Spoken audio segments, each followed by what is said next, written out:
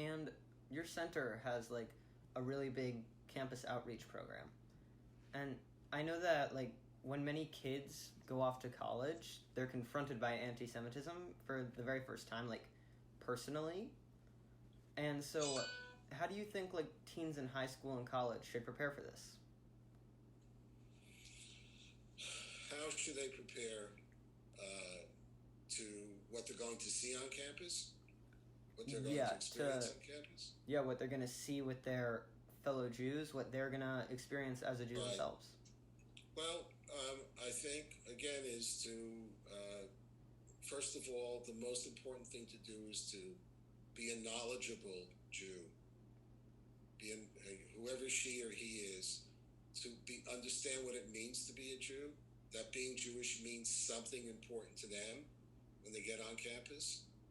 And then, to be strong enough to stand against the tide, because there are organized professionals who are out there to create an image that Zionists are racists, that they should be shunned, that Israelis are Nazis. They're going to find that the minute you step on campus and you're treated as an adult, you're also going to be a target for anti-Semitism and anti-Israel programs. The most important thing is knowledge. That's the best defense. And the second part is, how important is it for you to be Jewish and for others to understand that you're not going to back down from an important part of who you are just for the convenience of bigots and haters. Mm-hmm. And to close, what advice do you have for Gen Z to get involved in the fight against anti-Semitism? Well, let me close it this way. Way back in the last century, when I was a junior in high school, about sophomore, 66, 67. So back then, 3 million Jews were trapped inside what was called the Soviet Union, Russia, and many of the states that are around it now that are independent. It was the time of the Iron Curtain.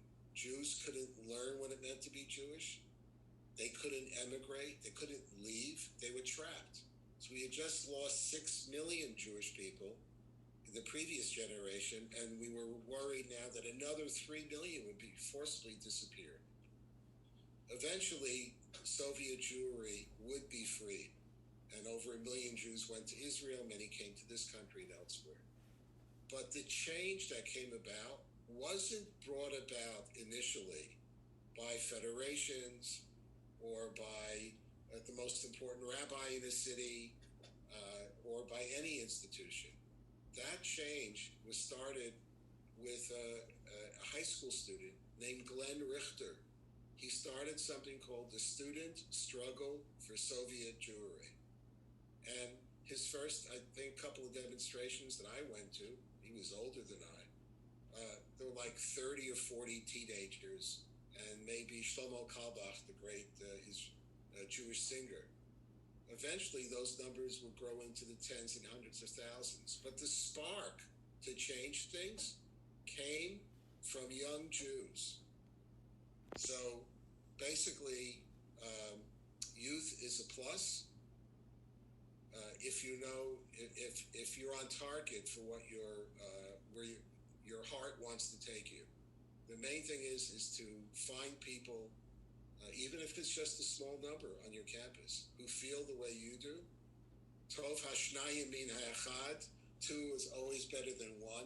Community is always more powerful than just the individual. That is really the Jewish way. It's always less about institutions and more about individuals that make things happen. And finally, I'll tell you my hero in Jewish history. Maybe everybody can send you in their own suggestion. My hero is a guy named Nachshon. You know who Nachshon was? No. His name is Nachshon ben Aminadav. So when you come around eventually to Passover again, and we read that, the Israelites and Moses were up against the Red Sea, and all of a sudden Pharaoh and they decide decided, no, we got to bring him back. So everybody was in a panic. And Moses started to pray to God, save us. You know what God said to Moses? Why are you praying? Get going. Well, Moses turns around. He says, get going. Says to himself, there's the sea. What do you mean, get going? We're 3 million people. So a young man named Nachshon ben Aminadav, when he heard all of this, he jumped into the sea.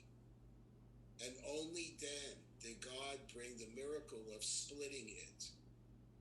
And according to one interpretation of our Midrash, he didn't even know how to swim. So you see here the power of one individual who takes action, who can change everything. Prayer is great. Knowledge is important, okay? But sometimes you have to take that plunge with no guarantees of success. And maybe that's the most important thing. Sometimes the most important battles that you undertake are the ones you lose. But you fought for the right reason, and you fought to live another day, and you learned from it. Don't be afraid, especially at a young age, to try and fail. If you fail, you pick yourself up, dust yourself off, get right back in there, learn from your past, and move things forward. That's the greatest single promise, I think, from Jewish history, is that young people, not only the people who are, super duper well known, that everyone has a role to play. We're one family, and everyone can help move that needle forward. So I wish Zachary, you, and all of your colleagues out there, the younger people, time to roll up your sleeves and get to work, so we can be proud of you and your generation for many, many years to come. Well, thank you so much, Rabbi Cooper. This was really incredible. Thank you so much for coming on to the show. A pleasure. We'll see you soon in Washington. Thank you. Take care.